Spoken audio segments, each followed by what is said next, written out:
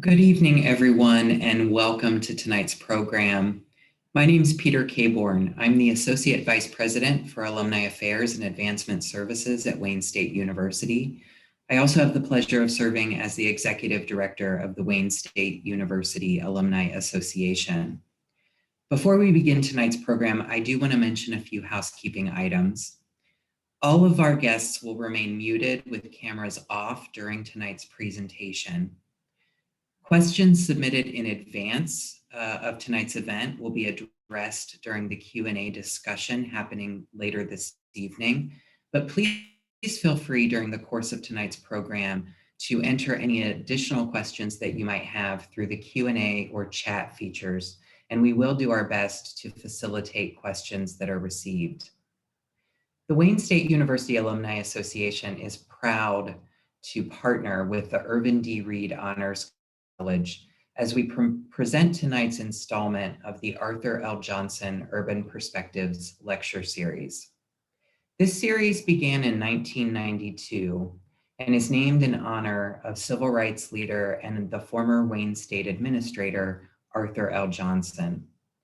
The lecture series features distinguished leaders who speak on a wide range of important issues, from politics and business to the law and the arts. Until his death in 2011, Dr. Johnson was dedicated to uplifting others and the greater community. His decades of work and countless contributions to society have left a lasting legacy. We celebrate that legacy tonight with this lecture series, and we're proud to continue in that tradition. I'm also thrilled that we can do this virtually, partly because it means that all of our alumni and friends from around the country can join us. I do want to say a special thank you to two people I believe are joining us tonight, Shakana Bow, Arthur's widow, and her husband, Harold. Shakana and Harold are true, committed Wayne State supporters, and I'm grateful for that. So Shakana and Harold, thank you. Now I'm going to turn things over to the Dean of the Irvin D. Reid Honors College, John Corvino, so that John can tell us more about tonight's special guest. John. Thank you, Peter. Good evening and welcome. As Dean of the Irvin D. Reid Honors College, it is my great pleasure to welcome our distinguished speaker, Reginald Dwayne Betts. Now, normally when people introduce Dwayne Betts, they focus on him as a turnaround story from jail to Yale. And certainly that is an impressive part of his story. Incarcerated as a teenager, including in maximum security prison, he eventually went on to get a law degree from Yale University. But if you just focus on that, you miss so much. Dwayne Betts is also the founder of the Million Book Project, which brings libraries into prisons. And I'm sure he'll want to talk about that a little bit tonight during our Q&A. He is an acclaimed speaker who is sought after by universities around the country. And we are so pleased to have him here tonight to do the Arthur L. Johnson Urban Perspectives Lecture.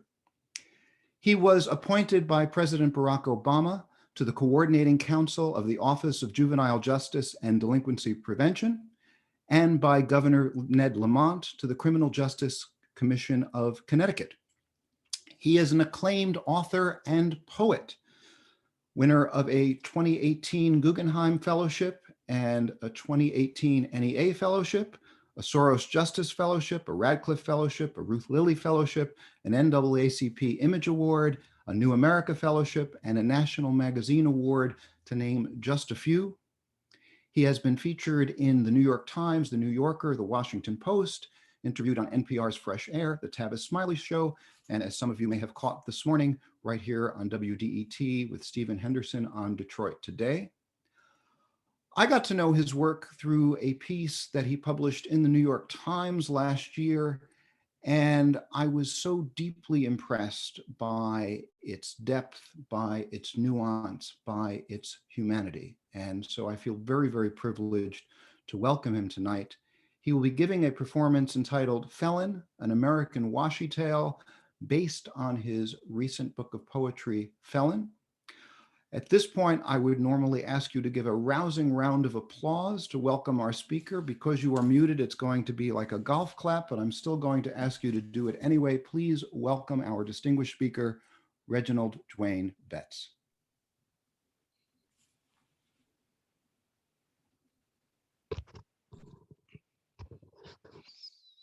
Thank you for having me, Dean Covino. And it's an honor to, be here. I think Zoom kind of frustrates the feeling, but it's also something beautiful about Zoom because you realize that one of the things technology allows you to do is go a lot of different places in a brief amount of time. And so I get to spend the night with you guys. I am going to get to it. Hope you enjoy. The next time I start talking, I will have begun.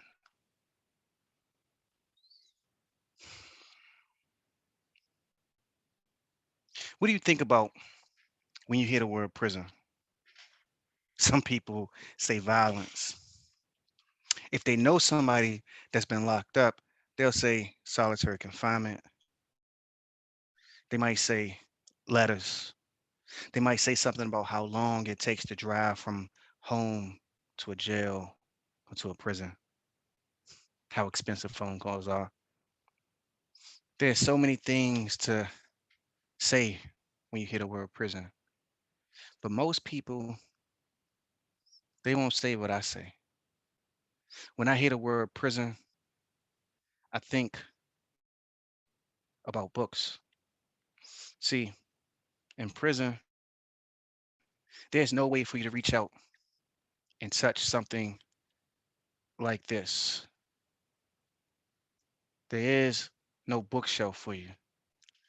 And for you to really understand what I'm talking about, I got to take you back to 1998 when my world was in fact like this. I was in solitary confinement. As a teenager, 17 years old. I should have been preparing for high school graduation, preparing for a prom or remembering what it was like.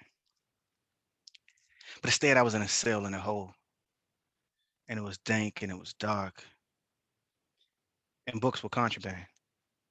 I was learning how to bid, and so I knew books were contraband because they took the few books I had when they put me in the cell. Men would be talking from about 6 in the morning to 2 in the morning. You could hear people shouting on the door. I was learning to bid. I've been taught not to ask anybody for anything, but every once in a while you hear somebody say, "Yo, send me a book," and you can hear it swish, sliding across concrete. The cells were parallel, and so you could get a book slid to you from several people, anybody really in the near vicinity, if they had a decent name. And so you hear it, "Send me a book." And if it was a magazine, it's like, took me a minute before I asked. And I built up the courage and I'm like, "Yo, send me a book. Sale 17, anything." And it comes.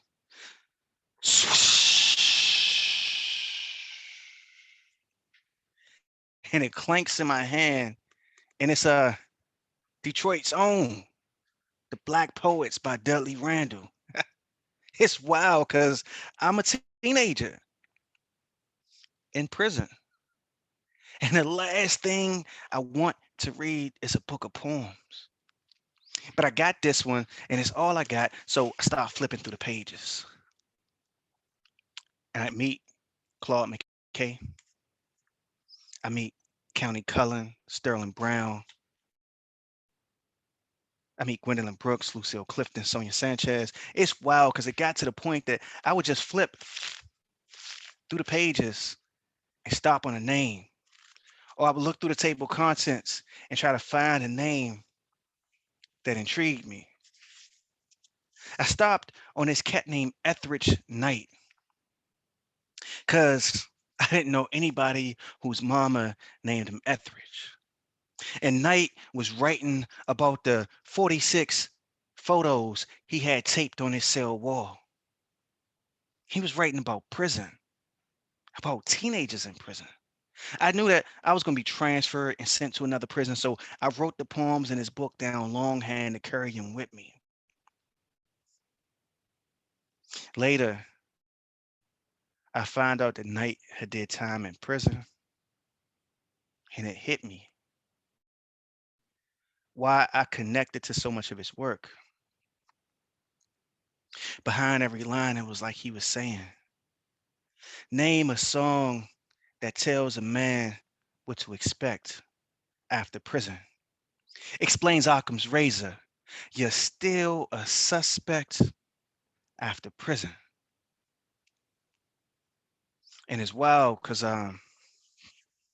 2 decades later, I wrote my own thing. And I was excited, you know. I mean, if you read the back of this book in acknowledgments, it says this book was for Christopher Tunstall, Roger Fentress, Terrell Kelly, Anthony Wynn, and the guys that I served time with who helped me imagine that this was possible. But the thing is hardback. And what that mean? I mean, it can't get into most prisons. I realized it and I was like, how do I remix this thing? Get me a paperback version and make it free for folks. And I did that. I got some folks to put up some money and we made this. The Freedom Edition of Felon. You can even hear it.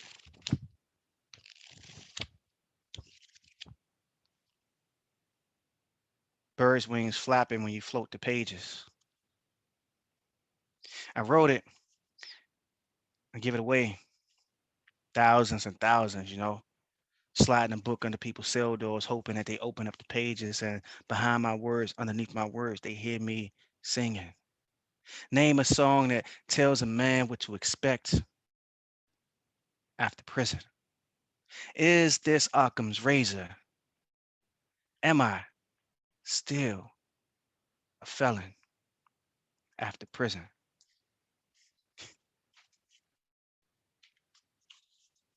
Think this is my favorite joint in here. It's blood history. The things that abandon you get remembered different. Ah, I was inside once, solitary confinement. I was at this prison where they had no microwaves, no hot water. So if you wanted to make coffee or soup, you had to take you some toilet paper and roll it around your hand. Then you had to cup the bottom. If you messed up, you get frustrated. Throw the toilet paper down, start again. Roll the toilet paper around your hand. You know the toilet paper's scarce, so you ain't trying to mess up 2 times in a row. And you cup the bottom carefully this time. And when you can stare through the center, you'd have made you a stove. And you would light a little piece, right? And sit it on a tin can toilet. You hold your soda can floating from a piece of string and you hold it over the flame. It'd be all smoke, no flame. And you just, I mean, all flame, no smoke. And you just hold it over the flame. And once the flame is gone, the water be boiled and you could make you some coffee, some instant coffee, or you could make you a cup of noodles. One night I made me a stove and Julie was watching and I set the stove on our toilet and I lit it and I held 5 years worth of my father's letters over the flame.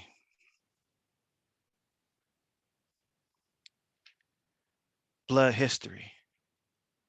The things that abandon you get remembered different. As precise as the English language can be, with words like penultimate and perseverate, there is not an exact combination of sounds that describe only that leaving. Once, drinking and smoking with buddies, a friend asked if I longed for a father. Had he said wanted, I would have dismissed him in a way that youngins dismiss it all. Shrug, sarcasm, a sharp jab to the stomach, laughter. But he said longing, and in a different place I might have wept. Said once, my father lived with us and then he didn't. And it fucked me up so bad that I didn't think about us leaving until I held my firstborn in my arms and only now speak on it. A man who drank whiskey and wild Irish rose like water once told me and some friends that there's no word for father where he comes from, not like we know it. There, the word father is the same as the word for listen. The blunts we passed around let us abandon our tongues. Not that much though. But what if the old head knew something? And if you have no father, you can't see straight. Years later, my father says to me, boy, why your firstborn ain't got our name? As if he ain't know. Some things turn your life into a prayer. The gods will certainly answer.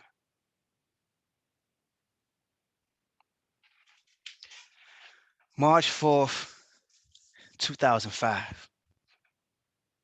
I leave prison for what I expect to be the final time. I mean, I walk out feeling like new money. I would tell people I came home on March 4th.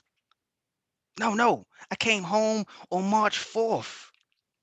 Tell my folks, telling my uncle, my grandmother, my aunts. I'm like, March 4th. I came home on March 4th. And they like, Dwayne, we know. And I tell them, nah, March 4th. It's the only date that is a date and a command. March 4th out into the world. They looked at me as if poetry had driven me mad. But I came home March 4th. I've forgotten that I went inside when I was young, with young boys who named themselves new names as if the new name would make them a new person. Cats named divine and wisdom and mathematics and righteous and born star. I mean, my man Chris became juvie. Roger became Fats. Anthony became absolute. Terrell became star. Shit. I told dudes to call me Shaheed because I read that it meant the witness. What kind of fool am I? I carried around the name Shaheed 8.5 years and imagined that I would come home and turn the first corner without confessing where I'd been. Last quatrain of a ballad after prison. Prison killed you, my love. Killed you so dead that you're not here now. You're never here. You're always. And brown liquor owns you. Those cells own you. And there's no room for me unless I call the police, the state, upon my pistol and set you free. Dear warden, my time been served. Let me go. You promised that some of this I wouldn't recollect after prison. I came home and hadn't heard my father's voice in about a dozen years. Hadn't heard from him since I burned those letters. I was dating this beautiful woman that walked into a bookstore where I was working. She walked in and I just like held on forever, you know? And this was the early days when we were dating and she worked at this law firm and my dad, he lives in Southeast DC and he took two buses, a train, another bus, and walked for 20 minutes to get to the office where my wife worked. He didn't know that that was my girl. And the lawyer wasn't even a good lawyer. Like I have no idea why he picked the place, but he picked it and he walks in and he looks at Therese and he says, I'm here to see Mr. Clement. And he says, my name is Reginald Dwayne Betts. She says, huh? And he thinks that she doesn't hear what he's saying. And so he says, my name is Reginald Dwayne Betts, Betts.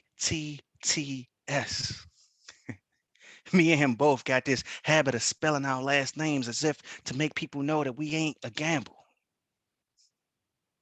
And she looks at him and says, I think, I think I'm dating your son. And my dad laughed, right? And he like, nah, my boy in prison. And she like, nah, he came home. You see, no letters distinguish my father's name from my own. No signal for the mailman, the postman, my employer. The man before them is me and not what follows after grief. We are no goldfinch. Instead a kind of crow, a murder of us looming. Search out history and find felonies and divorce proceedings. The online account of our background, a song of tragedy and regret. A dozen men with portions of our name, variations and fragments, evidence of being called before a judge for everything from domestic violence to traffic tickets to something called jury trial prayer. And all I did to land me in those prison cells. And there is no way to distinguish us without a birth date, a social security number, or witnessing the tat along the inside of my right arm. Name a song that tells a man what to expect after prison. Is this Occam's razor? Am I still a suspect, a felon after prison? It's wild because I kind of hit the ground running after a few hiccups. I mean, I started getting college degrees like felonies. I mean, I had a AA, a BA, a MFA. My resume was so sweet that I said those years I missed from 1996 to 2005. I said I worked for the Virginia Department of Corrections. Said as a law clerk, a part librarian, a GED instructor. I had a little asterisk beside it and said, during which time I also was serving a 9-year sentence for carjacking. I remember one interview. I walk in and I look at this woman and we're talking. And within 5 minutes, she's like, Mr. Betts, you are an excellent candidate for this job. Then she says, Dwayne, I mean, we would be excited to have you as a part of our team. I understand that you're not fully polished, but we could get you all of the technical things you need. You look like you would be a great teacher. I look forward to having you a part of our team. She called me Dwayne multiple times in a span of like 10, 11 minutes. And I was like, this job is mine. We on a first name basis already. She said, call me Trina. I was like, okay. You know, Miss Trina, I am really happy to join your team.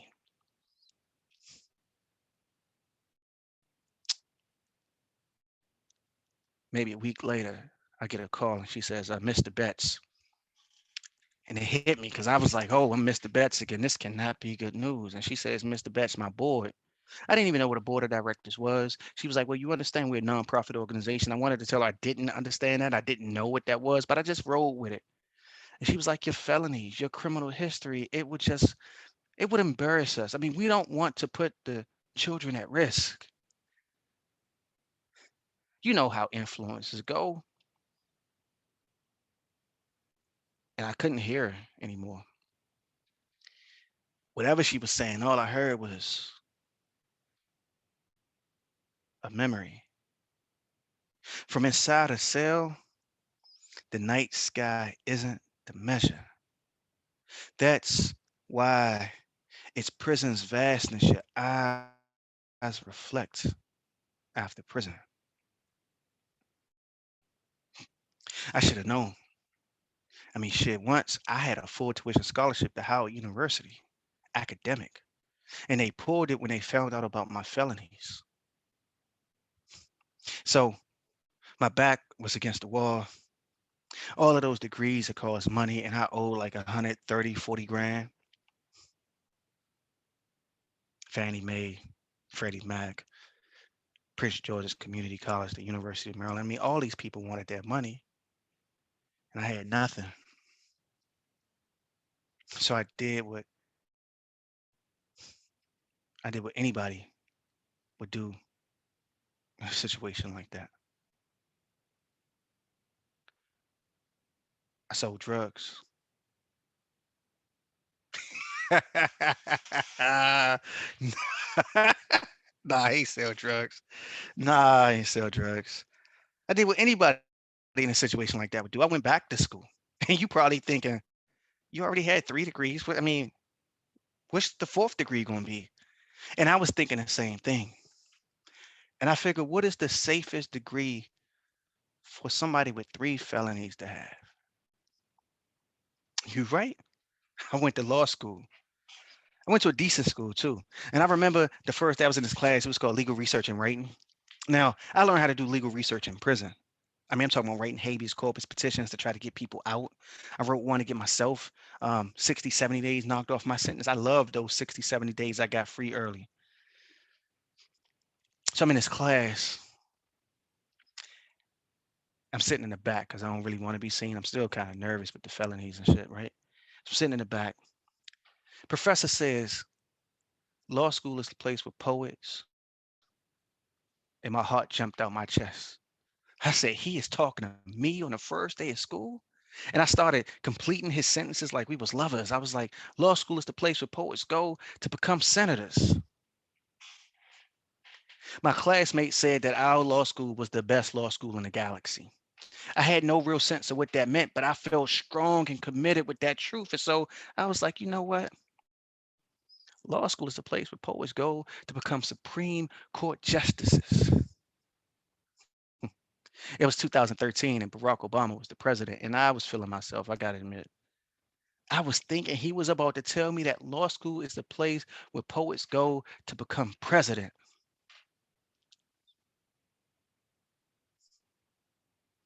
And as I'm holding my breath, he looks at me dead in my eye and says, law school is the place where poets go to die. I was wondering if the very thing that saved my life, poetry, was going to get stomped out by this Hail Mary of a college degree I sought to get to save me again. Then a few years later, somebody hit me to this organization called the Civil Rights Corps. And he was like, yo, you read this. It's a class action lawsuit. I knew what a class action lawsuit was because I was a lawyer, right? And I'm reading it and I'm intrigued. I'm like, what? They suing the city for bail? Because they locking people up because they can't pay bail?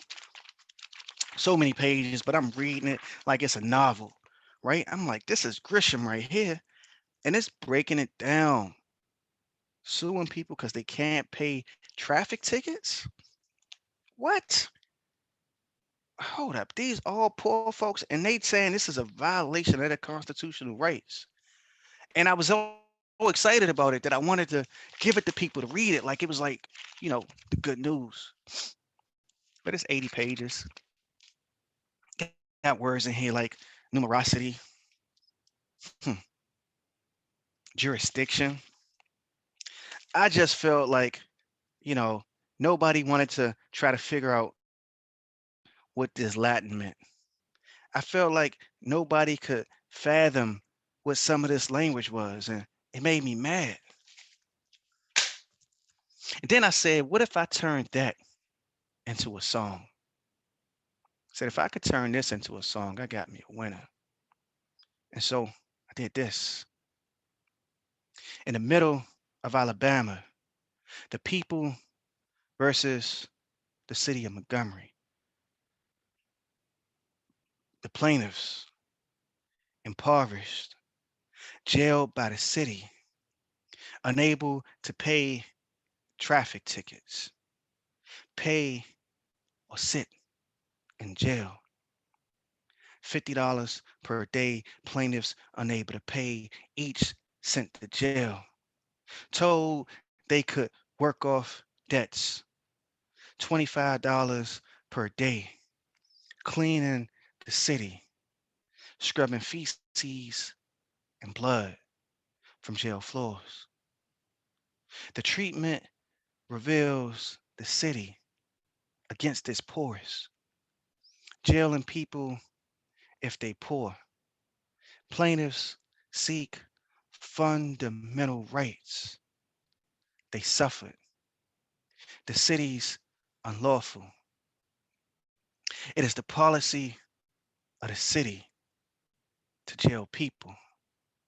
It is the policy of the city to jail people. It is the policy of the city to hold prisoners until extinguished. It is the policy, it is the policy. Plaintiffs seek relief.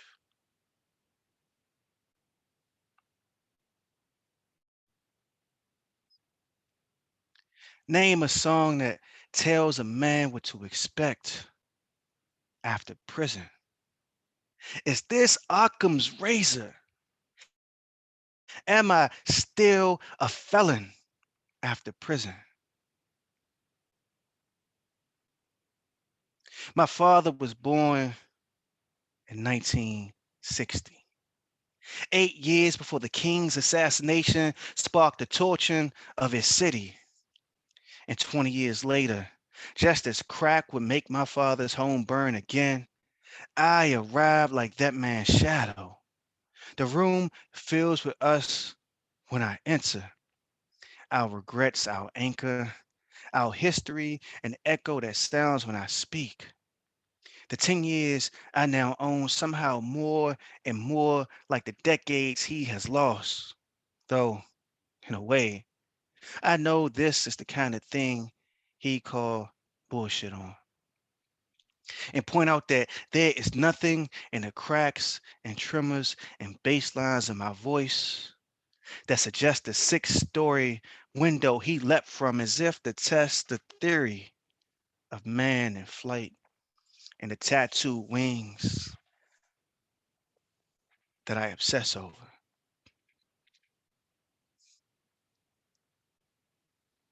8 years in prison.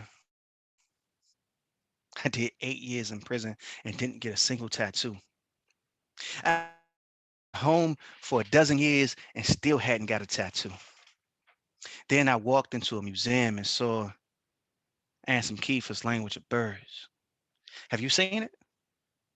I mean, it's like this huge sculpture with wings that stretch longer than Matumbo's arms, and a stack of books, right?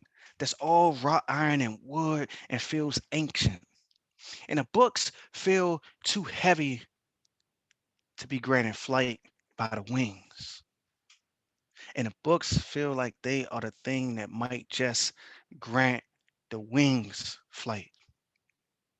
I walked in and I saw this sculpture that fills the whole room. And I said, I'm gonna get this tattoo on my back. I called my dad because we had begun talking and trying, you know, re-meet each other. And I started talking to him like I talked to my cell partners back in the day. You know what it is when you could be completely vulnerable and honest with somebody because you just don't care what they think about you. And so I say, Pops, I'm gonna get this tattoo, man, but I don't know. I'm gonna get this thing on my back. He's like, son, don't desecrate your body. And I laughed at the word desecrate. I was like, what? He was like, no, I don't desecrate you. Well, he was like, well, I mean, don't desecrate your body, but you know, really, I'm scared of needles, boy. I wouldn't do that shit. I mean, why you think I ain't no dope fiend? It ain't because I don't like drugs. And I'm laughing, right? And I'm like, I'm gonna get it. He's like, you do it if you want. But like I said, don't desecrate your body. And so I get the tat. And it takes 28 hours. I'm leaned over this tattoo artist's chair. He's carving these lines and these books and these wings into my back. And I had told him to turn the spine of one of the books outward. And he did. And he wrote my wife's name, Therese, both of my boys, Makai and Miles. And I remember one day Miles saw the tattoo and he was like, "Why'd you get my name tattooed on your back, Dad?" And I was like, "Well, y'all are the story. Y'all are the book that keeps me going." He didn't ask me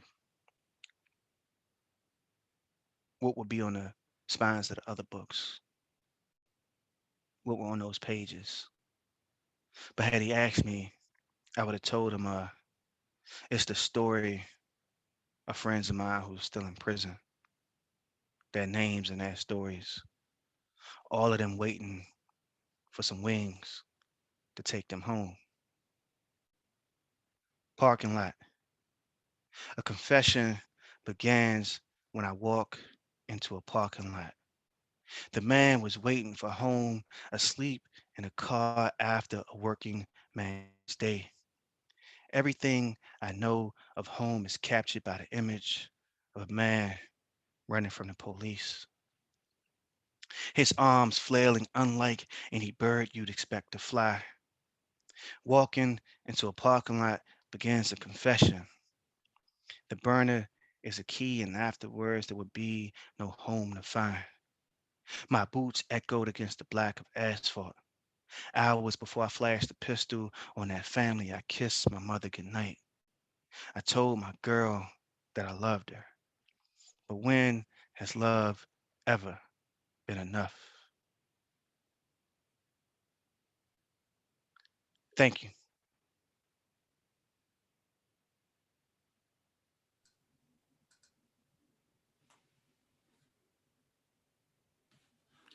Thank you so much, Dwayne. Yeah, no, it was my pleasure. Uh, I've got to say, I'm gonna make a confession to you. I am one of these people who grew up always saying, I don't get poetry. I'm not a poetry guy. Just give me some nice straightforward prose. I'm not a poetry guy. And every once in a while, I'll hear a poet speak, and I'm like, maybe I need to rethink that. So thank you for this. This was a beautiful gift. Uh, how are you feeling?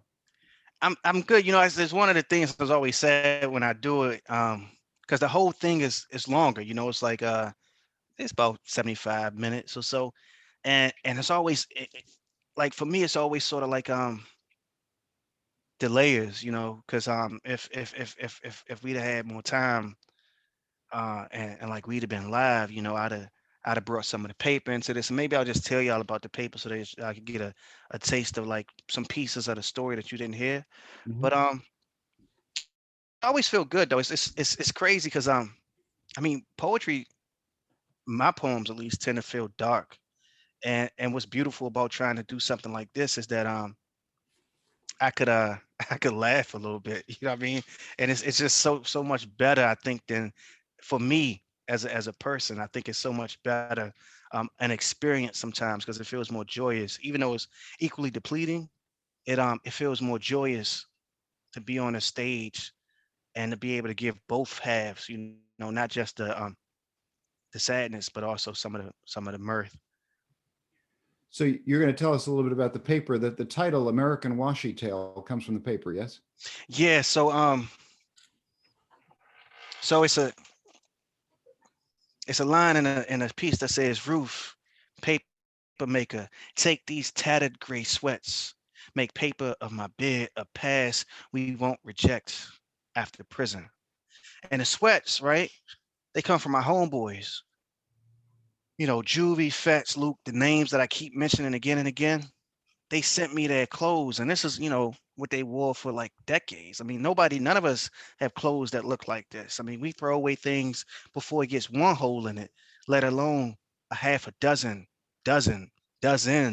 of holes. And Mhm.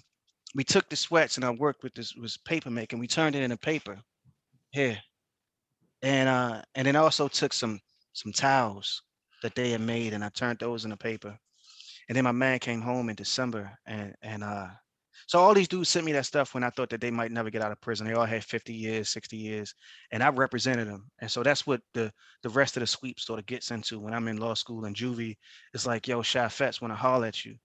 And I'm like, yeah, give me my address. And he knew I knew Fets because we were all in the same prison in the same housing unit together. But I hadn't been talking to Fets. I know you always got asked, you want me to give me your address? And I was like, yeah, go ahead, give my address. And it was cool because Fats and Juvie got to beefing at one time, and Juvie was gonna like beat him up, but he decided not to because he was like he young and none of them was really young at that point, but he just decided he was gonna let it go.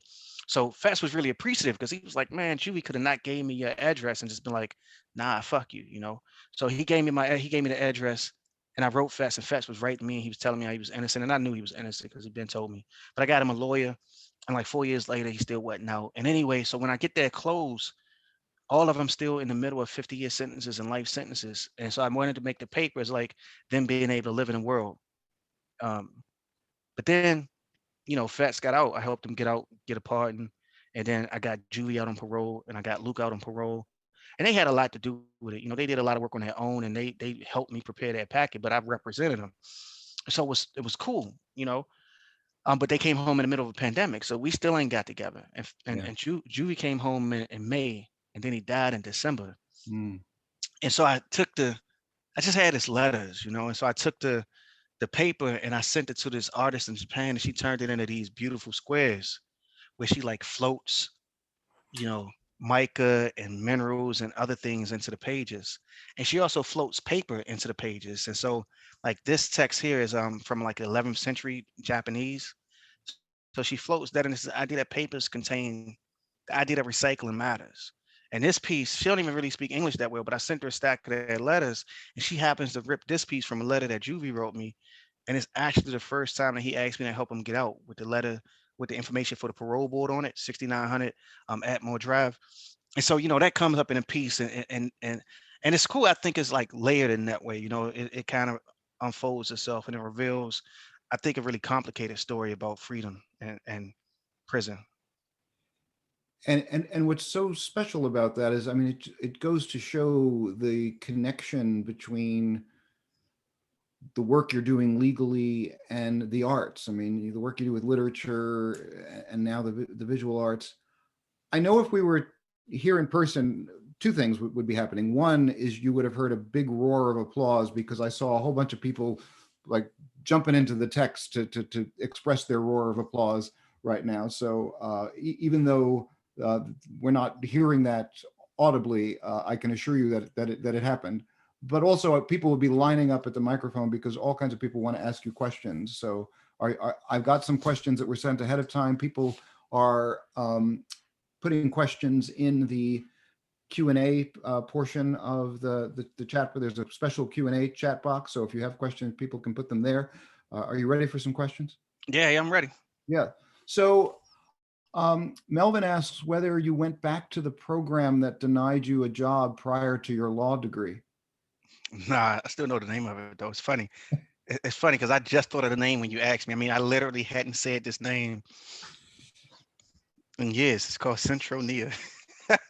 I used to email the people sometimes though, because I wrote because when they denied me my job, I was I mean, I've gotten denied a few jobs, but that one hurt because they really were like, we're gonna help you, your help you get organized as an educator, help you get a portfolio of the lessons that you want to teach. Like, I mean, it was not just a job, it was a lot of professional development.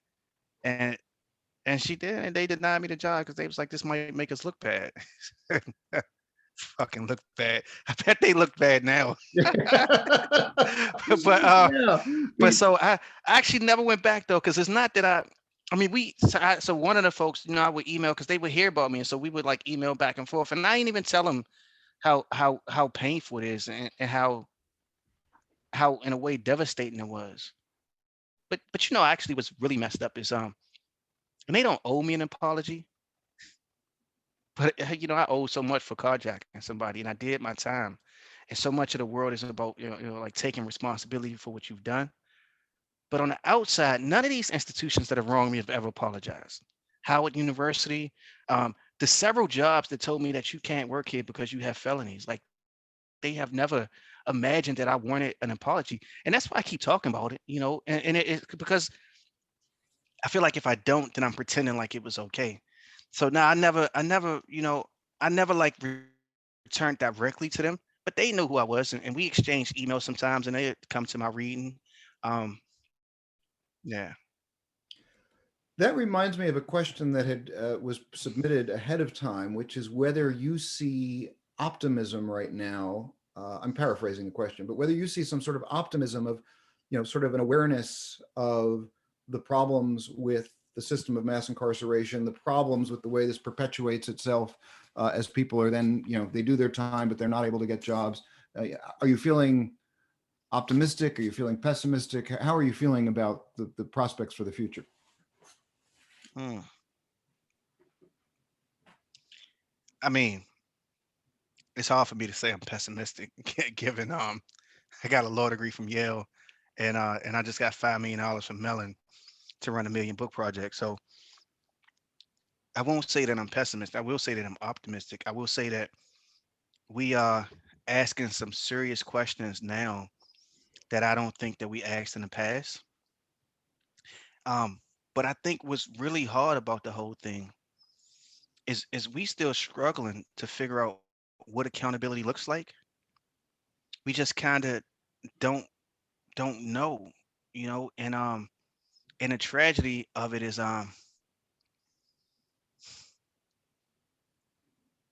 for us to turn the corner, we really need to ask ourselves, what is it that we want from people? What is it that we want from society? And I just don't think that we've been having those conversations enough. So I don't think that we know. And that's why I'm not as encouraged as I would be. Because think about it. I mean, yeah, we still send people to prison, and we talk about wanting to reduce the footprint of prison. But anytime one of us gets harmed, myself included, I have a hard time articulating what I want to happen. And I actually have a hard time knowing if I should be the person that does that.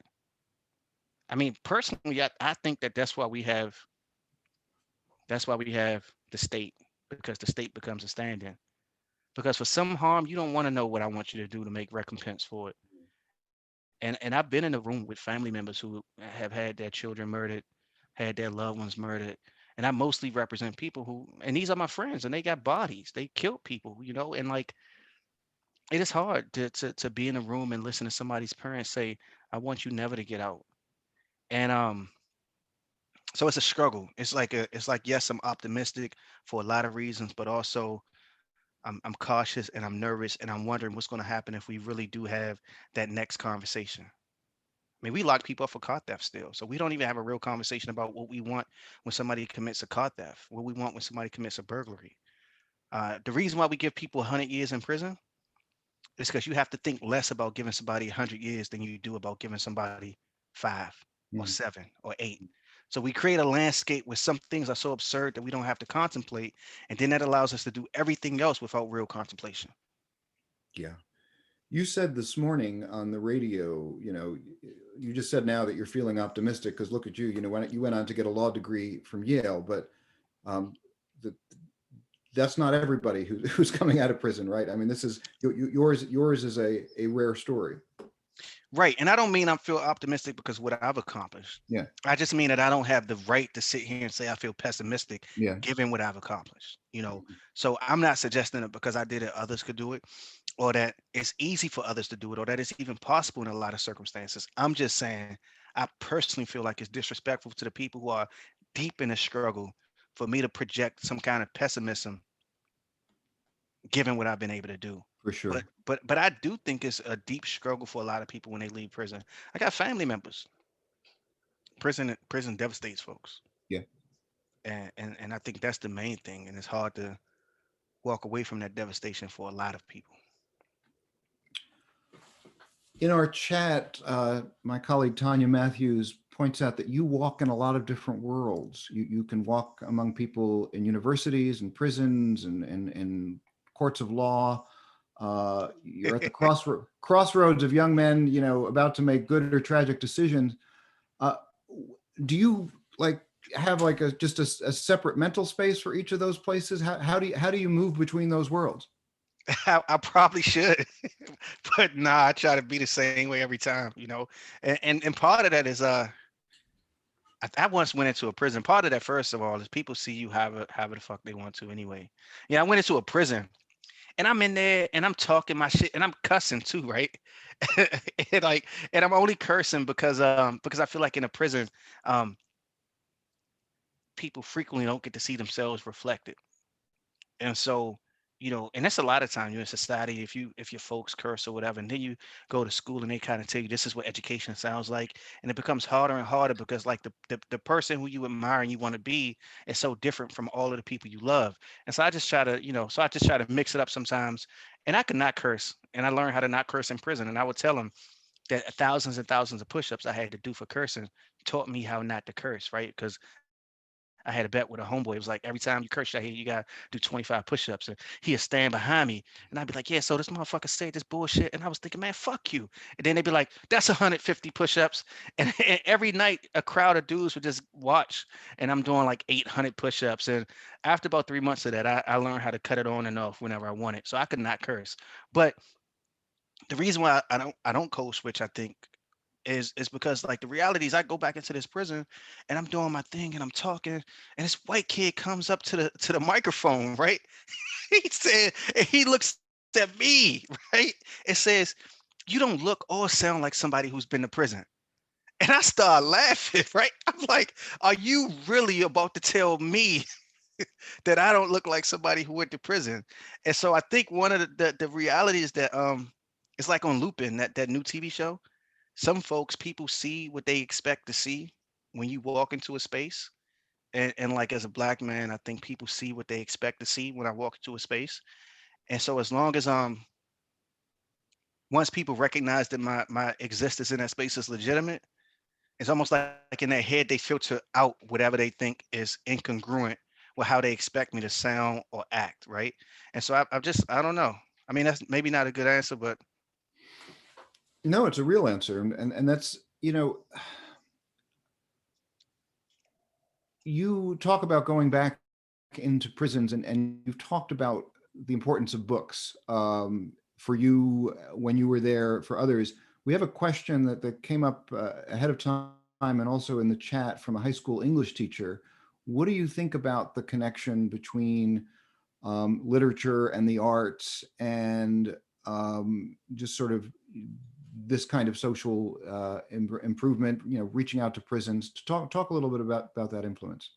yeah, I mean, like I said, I had no intention of being a poet. Detroit is actually the first place I got paid to do a poetry reading too. So Detroit is always close to my heart, man. There's a lot of poets in Detroit that I love dearly. Tommy Blunt was just a finalist for the National Book Award, but it's a lot of poets out Detroit that I considered it like a second home. I mean, my man Khan is out there, Jamal May, uh, At Jamal Mays at Wayne State in the English department. yeah. So it's a lot of folks, um, and Francine Harris. I mean, Detroit had a rich and strong Vivi, rich and strong Matt Osman, is like a rich and strong tradition of poetry. And I think that the combination though is, when you're thinking about young people poems, writing is I think a act of thinking as well.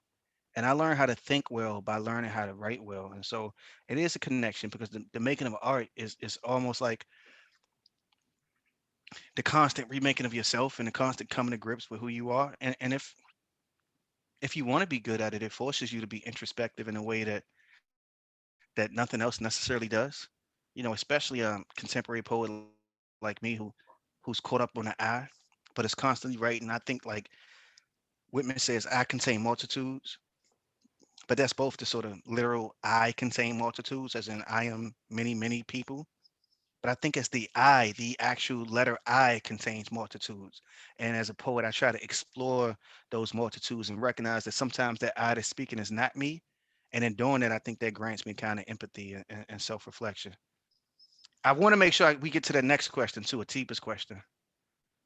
All right. Have you had the opportunity to return to the person you carjacked? Uh, no. And it's interesting because you have to ask yourself, what right do you have to impose on the life of somebody else? I had a And I just don't know if I had that right. It makes me sad a little because imagine he could be watching this right now thinking that this man has built an entire life around what he did to me. And I talk about accountability. He could be like, listen, I know prison wasn't the accountability that you would have wanted or I would have wanted, but if you really believe in accountability, this is what you could do to make up for what you did to me. Stop writing poems. Stop talking about your crime. You smart. You a lawyer. Go practice corporate law. I don't know. Be an ambulance chaser. Just don't say the word prison again. And that's not a lot to ask, right? But I'm certain that I wouldn't do it. Mm. Um, but I would definitely apologize and I would definitely have a conversation with him. But I also just don't have, I don't think I had a right to initiate that. I remember I worked at a job once though, after Howard rejected me. Got into Maryland, got a full tuition scholarship. I was the commencement speaker when I graduated from Maryland. Um, and I got a job that summer though, working for the Atlantic. And so when I applied, I made it to the final round, and they was like, well, now we want you to write this and fill out this long application. No, in fact, they invited me to apply. So before I even applied, I was already angry with Howard, and I was like, listen, I'm not applying for this job unless you let me know that you will hire me despite the fact that I got 3 felonies. Let's get this out the way. And they was like, oh, you got, I mean, 3? Is it 2? 1? What were they? Were they violent? And I was like, I'm sorry, I have 3 felonies. It is for doing a carjacking, for doing a robbery, and for having a firearm. Those are my crimes. And they was like, So they took about a week to get back to me. And they was like, all right, it's cool. If you get the job, then you get the job. And so I get the job, right? And I'm working there, I work it the whole summer. Come November, my kid is born. I get invited to lunch with this cat, one of the managing editor. I sit down, got my kid beside me. I'm a new dad. I'm like amped, you know what I mean? It's like my kid's so small that you got the car seat that's a carrier too. And so like I'm carrying him through DC and I'm like, yo, I'm like, I made it. I'm going to the Watergate building. I mean, I'm like, I'm somebody, right? Sit down. My kid's sleeping. He's like, yo, you got a good child. I was like, yeah, he looking at me. He's like, the boy is handsome too. He must look like his mom. I mean, we doing it. Sit down. Before the food comes, he looks at me. He says, he looks at me. He says, you know, I got carjacked in my driveway, and my heart dropped. And told me 2 things. One, I haven't talked to my victim, but I have talked to people who have been victims of crimes. And in that way, I think for them, I have been like the surrogate perpetrator. And for me, they've been like the surrogate person that I harmed. And we had a real conversation. And he could have blocked me from getting the job. He didn't say that explicitly, but I knew it. And so it was another moment of grace that I received and I recognized that. And so, you know, that doesn't excuse the fact that I haven't talked to my victim, but I deeply believe that I don't have a right to impose myself on his life. And I am actually grateful for having had the chance to talk to other people who have been hurt and just try to think seriously and clearly about what all of this stuff means. You talked in your New York Times piece about your mother being a victim of crime. I don't know if you want to talk about that, but that's part of what makes your thoughts about all this complex, right? Well, yeah, I mean, this dude, raped my mom at gunpoint, and it was a black dude, and he was in a neighborhood I call home, and yeah, and I carried it around with me for a long time. I didn't find out till I came home, so I did 8.5 years in prison. It happened to her like, you know, a couple months after I got locked up, and she just carried it with her. And so the experience taught me a whole lot about the pain people who have been victims of crimes carry, and how they frequently have to carry it silently, and and just how devastating it is. And then a decade later, I was on a podcast, um, Sex, Death, and Money. And the host was like, yo, would your mom like to be on a podcast with you? We'd love to interview the two. I started laughing. Like, my mom doesn't even know what a podcast is. She don't want to do this. This is. But I was like, I'll ask her. She's an adult. I asked her. She's like, yeah, sounds like it'd be fun. Do we prepare? I was like, nah, I mean, they ask us some questions. We just answer the questions. This probably just gonna be about me in prison. So whatever. And the first question was like, how did it feel to go to court for your son with him facing a life sentence? And my mom she might as well be a politician, because the great thing about politicians is they get the information and the answer that they want, no matter what the question is, right? So my mom is like, well, it was really difficult because when I was going to court for him, I was also going to court to prosecute to get the man put in prison that raped me. And I was like, what? This is the conversation? Oh shit. And me and my mom hadn't talked about it for a decade. We talked about it one day, and then we didn't talk about it for a whole decade. And then once she mentioned it publicly, one, I felt like we needed to talk about it, and two, I asked her if I could write about it. And so then, 3, 4 years after that, that's when I ended up writing about it in the Kamala Harris piece. But I do think about it seriously, and I don't have any answers, and I think that's probably the most challenge. I mean, I do have some answers, but I think the most challenging thing is recognizing that the answers are really difficult to articulate, even harder to turn into practice, and probably impossible to turn into legislation. But maybe possible to turn into art. That's a great answer.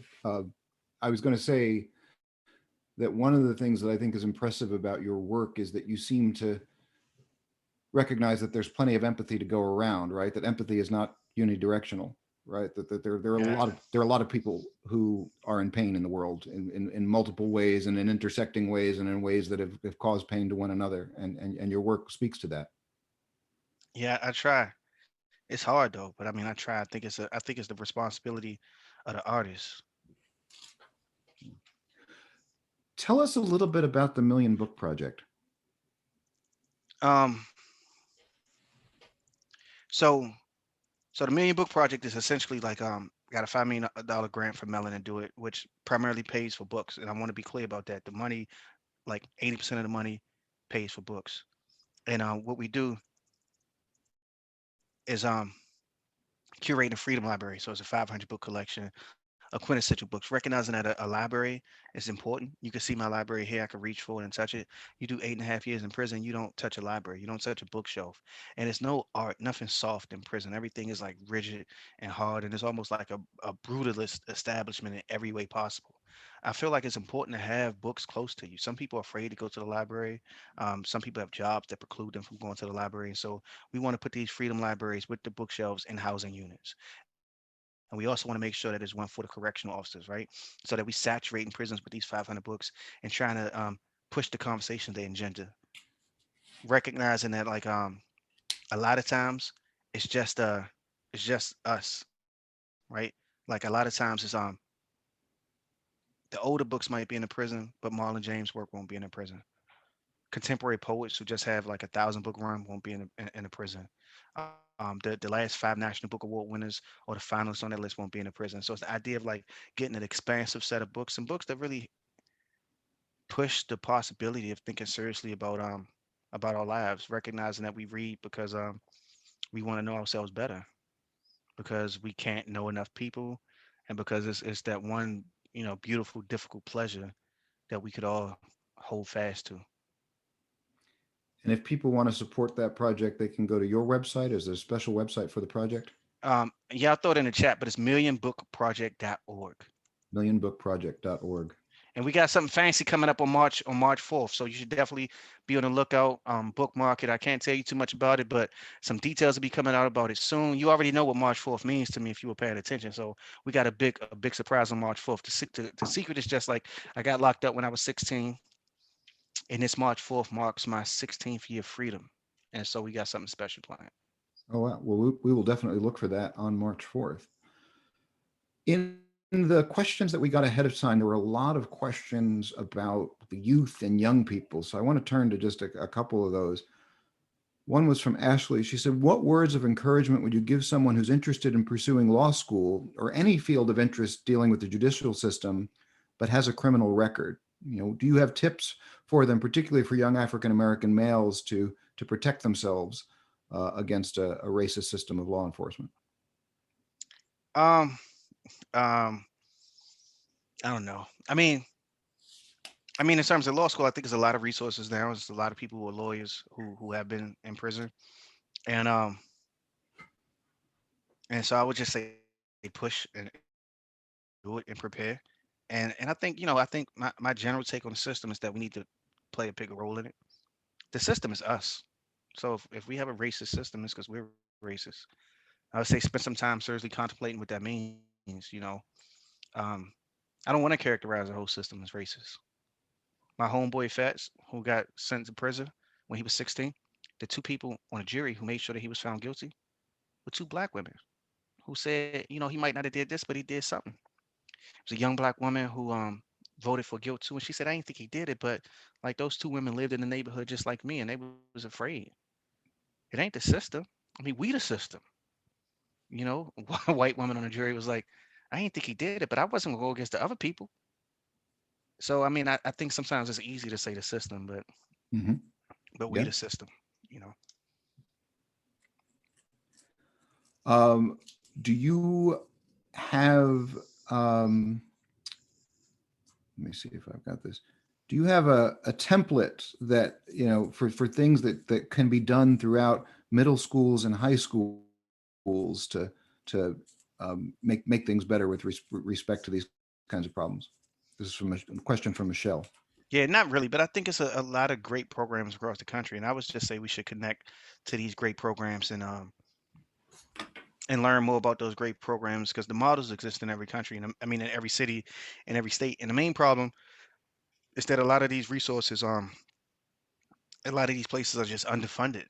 And so it's a question of, I tell people, what is it that I want for my child? My child has so many things. I mean, he plays the violin and the piano.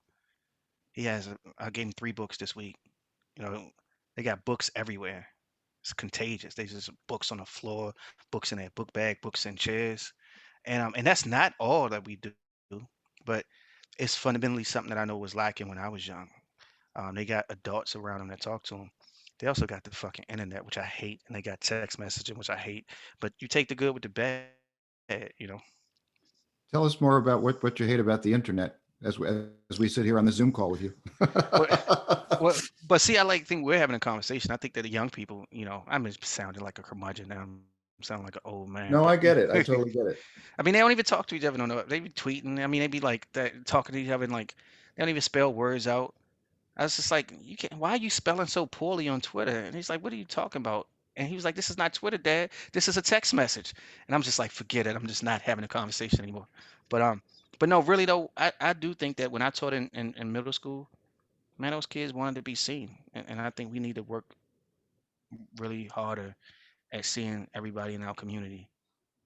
And that frankly includes people who work as cops. It includes people working correctional um, in prisons. Can you talk about programs within prisons? I mean, it seems like we keep going back to the arts and literature and the ways in which those kind of enrich our lives. Can you talk about programs that you've seen that have been successful in the prison system to do that kind of enrichment? Well, it's a lot though. It's actually some it's some in Michigan. It's some great writers that's doing theater, work in prisons. It's writing programs in Minnesota, great programs in Minnesota. It's a great program in Texas. I mean, a lot of times, and it is all kinds of college courses and college programming in prisons across the country now because they brought the Pell Grant back. So you take a state like California, and every prison has a community college working in it. Providing like degree granting programs. You got Cheshire has Wesleyan doing degree granting service. NYU has a prison education program. Columbia, the Bard Project is the model, and they just did that great documentary about Bard. It's like a 3-part documentary. Um, if you want to listen to something, I was on this show called Econ Talk. I think it was a fantastic interview. I'm a huge fan of the guy Russ Roberts who runs it. But he's going to have Max Kenner who started the Bard Initiative on Econ Talk on Monday, and so you might check that out. But I mean, I think it's a robust number of programs right now. The challenge is still always going to be when we can make the policies catch up with the good work that these programs do, which is to say when we're going to not stigmatize folks who get out of prison or block them from all of these opportunities. But I think that's where we're at though. I know at Wayne State in our criminal justice department, we have something called an inside out program where students from Wayne State who are outside of prison and students within the prison system meet for classes at prison and take a class together inside the prison. And I went to their closing ceremony last year, and this was one of those moments where I said to myself, maybe I'm more of a poetry guy than I think I am, because some of the guys in there were reading poems that they had written, and I was particularly moved by that. Speaking of poetry, as we're about to wrap up, and I know there are a lot of questions we didn't get to, but there so much, so much interest in what you've had to say. But you have a book out, Felon. Can you tell us a little bit more about that book, which I know many people are interested in hearing more about and reading? Yeah, you could get it anywhere books are sold, and I think a lot of the poems that you heard today come out of Felon. But Felon is a book that tries to do a lot. It tries to have these serious conversations about harm, about redemption, about violence. Mm, you know, I think it's my best book. It won the American Book Award, won the NAACP Image Award. It should have won a bunch of other awards, but I don't want to act like I'm bitter or anything.